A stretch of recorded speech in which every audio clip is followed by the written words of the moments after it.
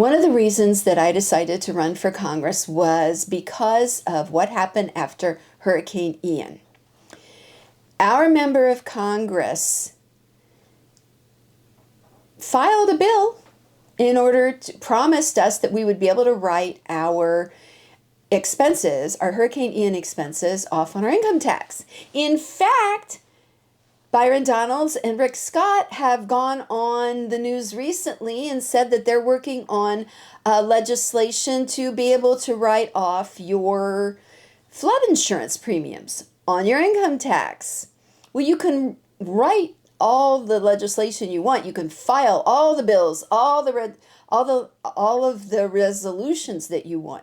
But until and unless they are passed into law, it's all smoke. It's all words just to grab the news cycle, just to placate people at home, because people are understandably upset. The legislation the resolution that was filed a year ago, March 9th, to allow us to write our Ian expenses off of our income tax has sat in committee since March 9th of 2023. We're now into May of 24 as I'm recording this today.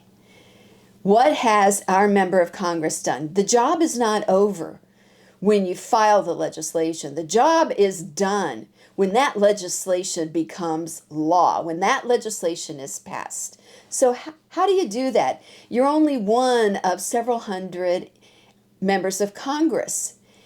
The only way it can happen is if you work with your colleagues. You can't be calling your colleagues swamp thingies or vermin, or going on national TV and ranting about how terrible 2/3 of Congress is. Well, without other members of Congress, you're not going to get anything done, and you're not serving the people who've sent you to Washington, D.C. to serve. How do I know about this? I'm a former legislator.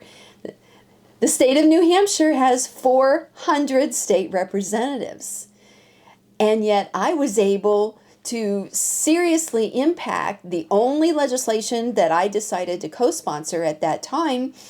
Had no legs when I came on board. I was able to make an impact, and by the time it made it to the floor, it passed by one of the highest bipartisan measures of that session. You do that by working with your colleagues, by treating your colleagues, whether you agree with them or not. You have to have respect. You have to treat people with the respect that you are entitled to. And I think it's important that you treat your constituents with the respect that you are entitled to. You're never going to find a representative who's going to agree with you 100% on everything that you want to see.